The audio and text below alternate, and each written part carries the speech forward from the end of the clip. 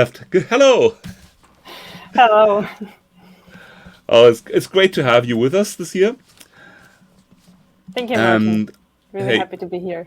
yeah, and it's going to be fun because you're going to tell something like a real world experience. And if you have real world experience, this is always interesting for other people who run into the same problems, maybe at their job, or think about like, could I even do this? So I'm really excited about you telling about the things that you learned in team building. So what I'm going to do now is I'm going to put as soon as you have your slides on your computer, I could put the slides up, and there we go. And I hope you have a great presentation. If there's any questions, we'll ask them afterwards. Bye. Okay, thank you. Thank you, Martin. Thank you for the very nice introduction. And I can also see my slides are working. Great. So let's start with sharing my experience about how to start a new team or in a new team. A few words about myself. I'm playing the role of the Associate Director of Engineering at Soundwide in Berlin. Originally, I came from Ukraine around 6.5 years ago, directly to Berlin. And in my free time, I really like spending time with the community. And I'm also one of the organizers of Pi Berlin meetup here in Berlin and also sometimes online. And I have around 11 years of software development experience, also leading the teams, different companies, quite a different experience. And 7 years from those 11 are in Python. I'm really happy to be a Pythonista.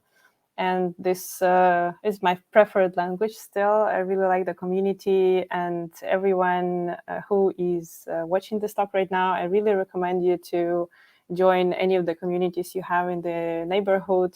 It's a really fantastic way to learn from others, to share everything. And even when you're sharing, it's also part of the learning through the questions, through the feedback.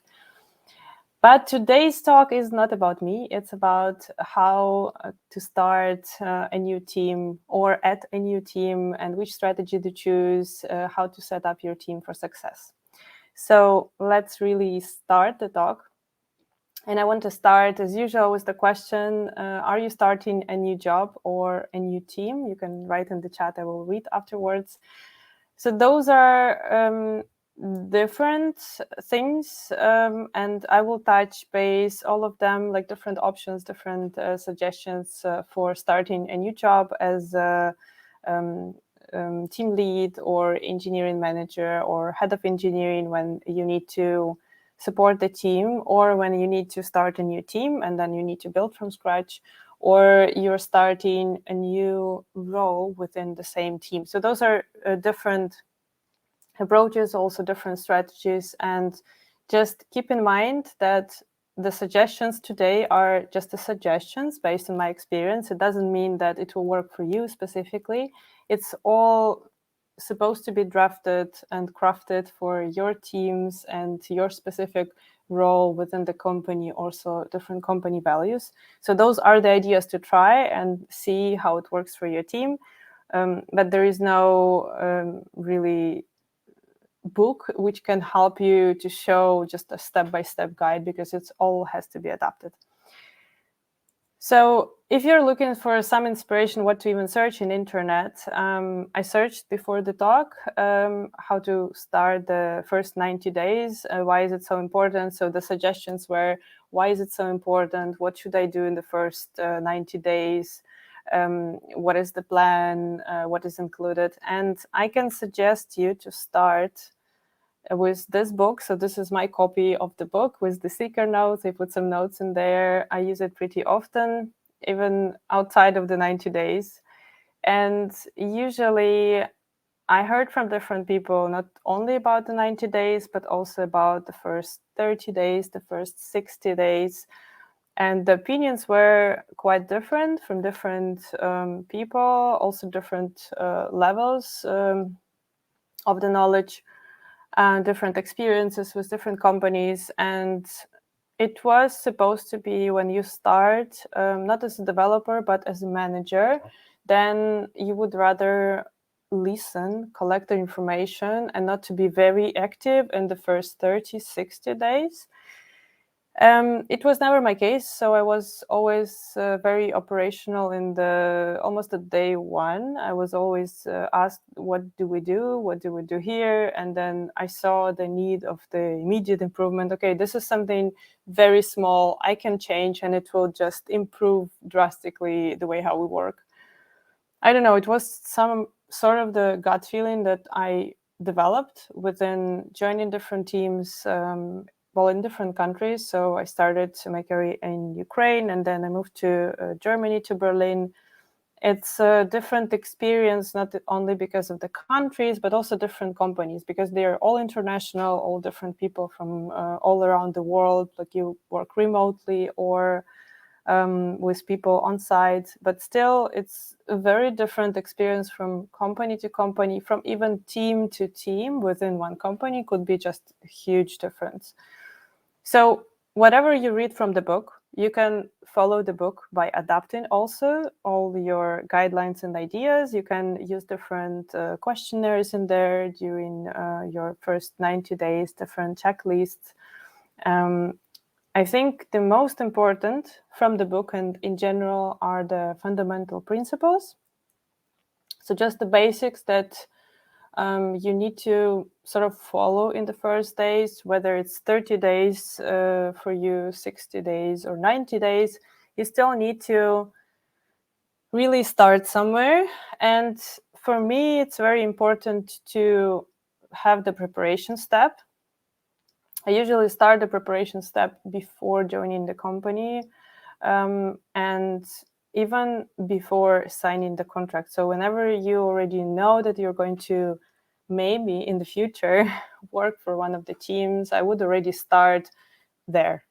So then it would help you to prepare yourself for maybe a job that you will love, or the job that is not what you're looking for. And then at that step, you will already see that, okay, this is not going to work for me. And this is not something I want to join and then keep doing for quite a few years.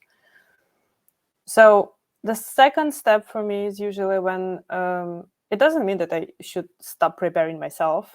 I do that all the time, or I stop learning at some point. It's just mostly when you prepared yourself, then you already start, and then you learn and take notes as much as possible. And then you can keep learning and keep taking the notes. But at the same time, you need to go to the next principles and the next step. And then the next would be adapt the strategy, because maybe before even starting the job, before even joining the company, you have already set of tools. You have already set of different strategies that you take, whether this situation, that, and then you take already a specific tool for it. And it's very important to understand that those tools will not work in the different teams and situations. Maybe some of the parts of them will work, maybe even the entire set of tools will work, but it's not necessarily like that. So you always need to keep in mind that you need to adapt your strategy based on what you learn and what you keep learning. And then when you created already some strategy, when you have an idea what to do, I would suggest you to stop acting to secure early wins. So those are small changes you can already do, and then they would be improving the way how the team works, the way how customers are getting the value, or the way how the product is being released. Like many things that can be improved with a very small change. It's just when you join, you are a new person, whether it's a new role, it's still a view from the outside. It's very beneficial because the people who are working within one team or one product, they already got used to many things. And it doesn't mean that those are perfect. It's just becoming a habit when you do many things. And then when you're from the outside, like with a different point of view, you can see the things that you can change. And this is very beneficial. And that's why the first 90 days are so important. Those are the days when you really see those things. And it's very good when you can prioritize the things and then start acting on some small improvements even early. And of course, you need to build your own team. It doesn't mean that you need to build always from scratch. It could be that you're supposed to start and then create your team, and then you already know. You can have the strategy on how to build the team. Or if you have the team, you need to maybe rebuild the team or even improve the things. So this is what I meant by the building your team. And of course, you need to accelerate everyone within the team, outside of the team. You need to be really there supporting and improving everyone's collaboration and work. So those are fundamental principles. If you're looking for how to start and what to do in the first 90 days or even 30 days, this is the list. So I suggest you to just save this list and then maybe adapt based on what is the situation. So let's take a closer look into every step very fast. So the first one, preparing for the new job or the new position. That's the one which starts before or during the interview process. So when I know that this might be the company that I'm interested in, I have a set of questions to ask, to take notes, and I ask those questions from different people, not necessarily just all engineers, but I really like the cross-functional sort of interview to ask product people, developers, different engineers, also my manager, of course. That's very important to hear different opinions on the same questions. Then you can have more of an overview of what they think are the processes, the pain points, basically expectations from you. And then even at this step, you can start thinking on what is the strategy, like future strategy, how can you help there? Whether your experience is matching to what the company is looking for. Because when you are interviewing somebody, you are looking for specific people for a specific job. You already have a set of questions, and based on the answers of the people who are being interviewed, you already know whether it's a match or not. So it's the other way around. When you are being interviewed by somebody, you need to really listen to the questions, because those are basically the challenges that you have to solve in the job that you're going to take, if you're going to take that, of course. And I would suggest you, when you sign the contract and when you know when the start date is, to offer to meet with your future manager to talk about expectations and the future goals. So that would also accelerate your strategy creation. So maybe you will have sort of a draft. What do you need to do already before starting the job? It's not a lot of work. It's just step by step. When you do the interview, you already create that strategy. And then the next step is about expectations. When you are joining a new team or within a new role or a new company, then it's very important to align on everyone's expectations and also be clear what are the goals of basically you in the new role. It's very important to align with your manager, because expectations and the tasks are different if you ask different people. So it really has to be clear for everyone. And I really like that quote. That's from the book, The First 90 Days, that recruiting is like a romance and employment is like a marriage. So you really need to make sure that everyone understands you in there, and that would have the happily ever afterwards. So to accelerate your learning, and also for the expectation settings, I really suggest you to go through the list for this book, The First 90 Days, and ask about the past of the team, of the company, the present and the future, to learn more about the background of the environment that you're going to work with and that you're working with. And please make sure that you take all the notes, because you will really need those notes to draft a strategy.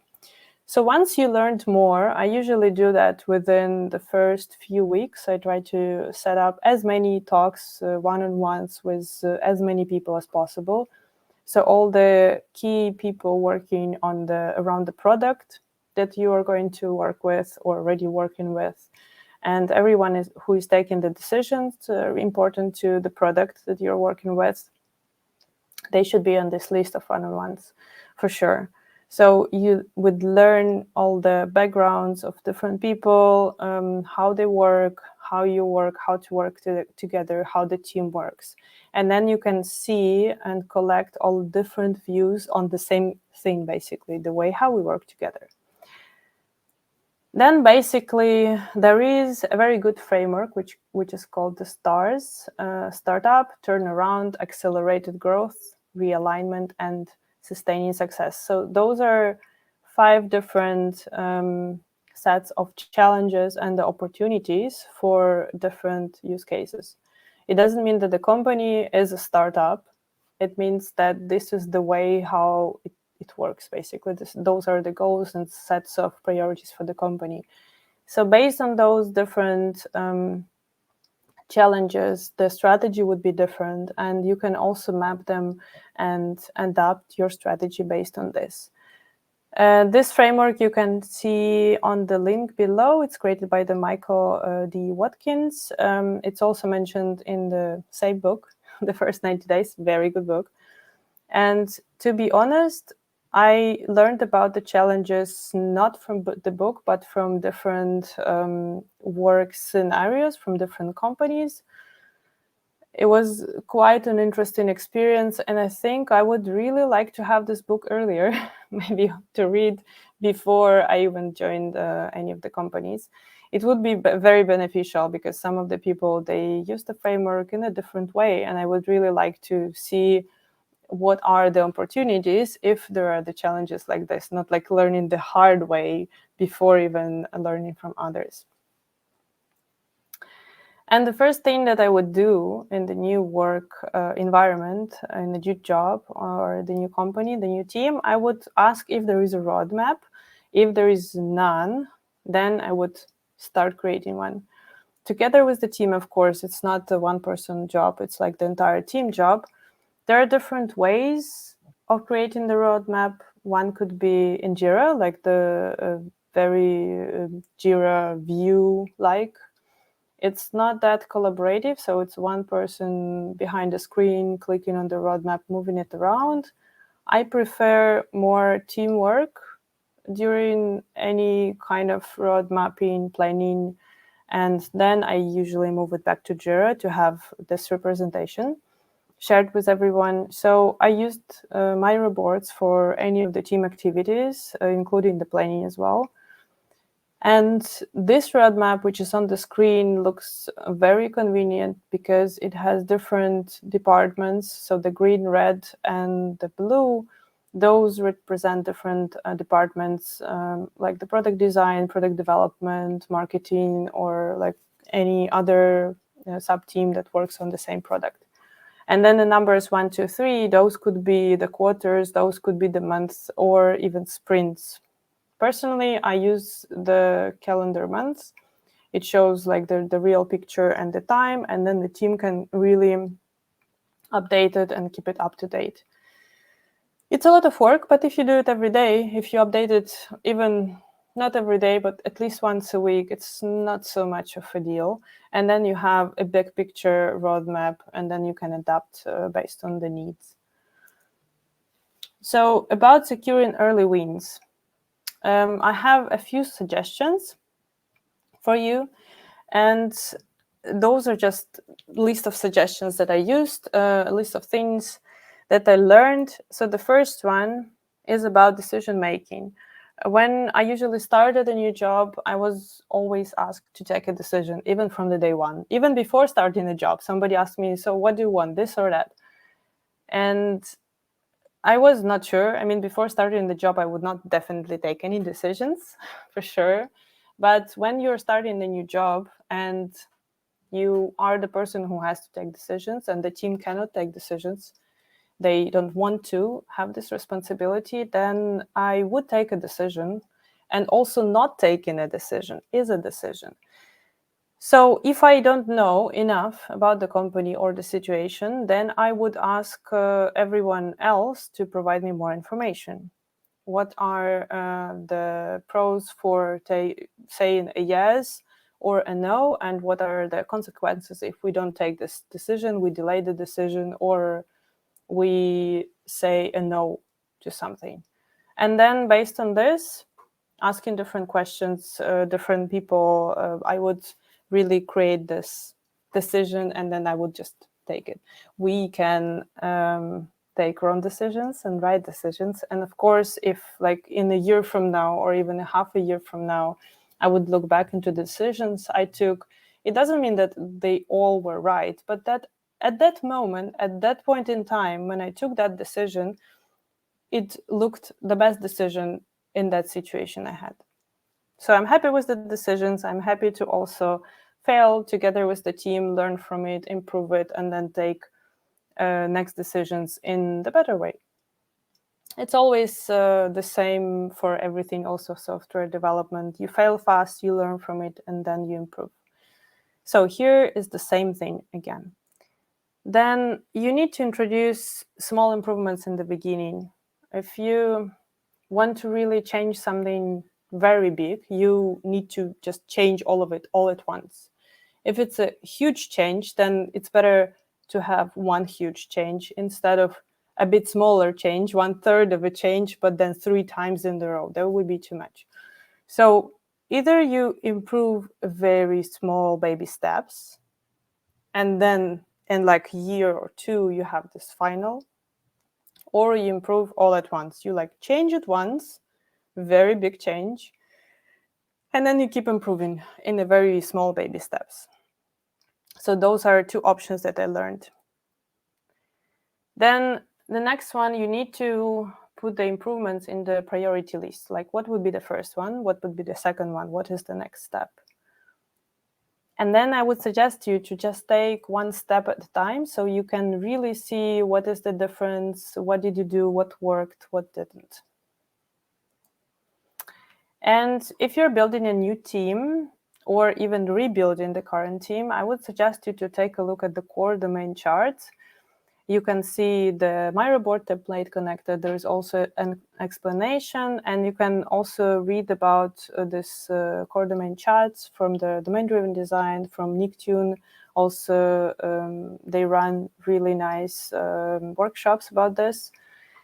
It's about mapping out your domains or the team setup, and then seeing how do you see that in 1 year? What kind of collaboration and work types are between the teams?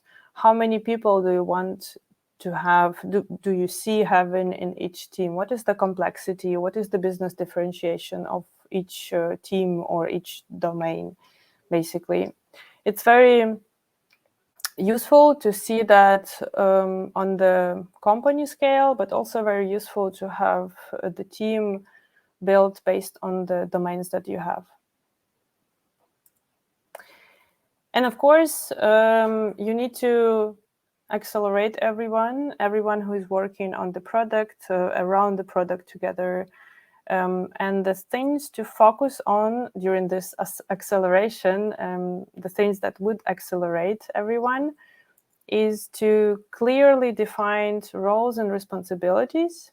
It doesn't mean that those are the company roles, like, the role that you have or the title that you have. Those are the roles and responsibilities within the team. Then you need to provide all the needed support. So whenever there is a need for something, then I would suggest you to just jump on it and then solve all the blockers and support the team. And then using the structured processes really helps to improve the teamwork and collaboration, and also improves the quality of the product. And this is my experience. I'm really hoping that you learned something today. If you want to learn more, I really suggest you to read the book, The First 90 Days. Also, if you are more into building the teams, there is a great book which is called Team Topologies. This is about different teams, different types of the setup, how the teams are working with each other on the larger scale of the organization. And it's also very helpful to think on which teams do you need to build, how to build the team, and how can they collaborate. And just keep in mind, you don't have to be a tech lead, a team lead, engineering manager, or head of engineering to create some improvements and then improve something within the team. You can always suggest to the team, let's try this out. If it doesn't work, then we just don't take it. It's the same for everyone else. So whenever you are a new person within the team, you can see the things to improve. You can also go to your manager and say, this is what I learned. This is how I see it. These are the things to improve. And that will be very beneficial for the team, because as a new person, no matter which role you're playing within the team, you always have this new, fresh look from the fresh start, from the day one. So thank you. I would like to hear back from you, and thank you for the inviting. Thanks very much. That was very interesting. And like the first thing I liked about the idea is, read a book about this. This is actually a very good advice, because people who might go into a team leading role might think, oh, I'll find out myself somehow, like I'm going to do this. So, as you've studied the book a while, have you found something that you thought, I would want to do that like differently? Or is there anything that you think, oh, the book didn't prepare me for that? Well, I really like the checklist and the questions to ask. And it's also useful not only for the 90 days, but also afterwards. Also, to have this perspective from the manager, what is actually expected from me. That is something that I would definitely do first.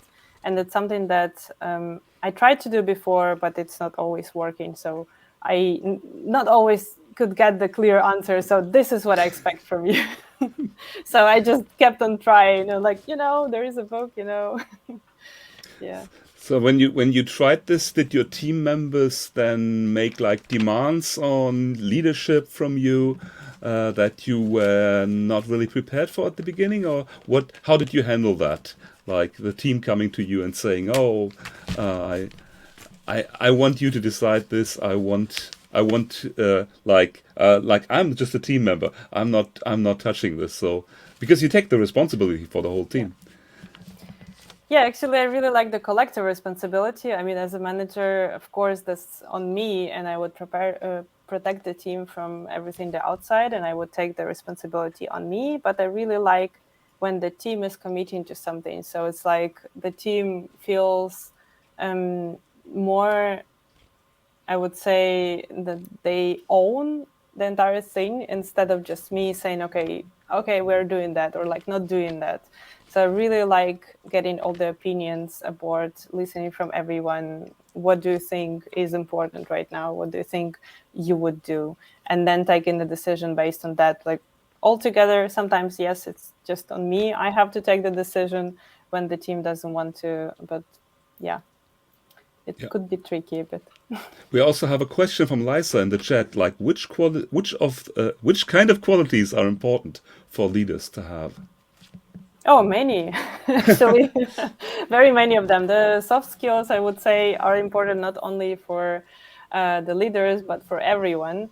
So for the leaders, I think active listening, also being honest with everyone, also setting the expectations. So many things that you need to really make clear, and setting clear goals and defining the responsibilities is very important from the very start, or on any level, actually. Okay, so we just have a few more thank yous there in the chat. So I'm going to add to that, and thank you for that you took the time to explain all this. And if any of us gets into a situation to become suddenly a team leader, then the thing we have to remember is, what was that book again? So thanks. Yes, the first 90 days. And we should actually look up the author's name and put that in the chat. Yeah, I So will share that, my presentation. yes, Thank you. because that would be something that would be interesting to read. So thanks again and enjoy the rest of the conference. Thank you for having me.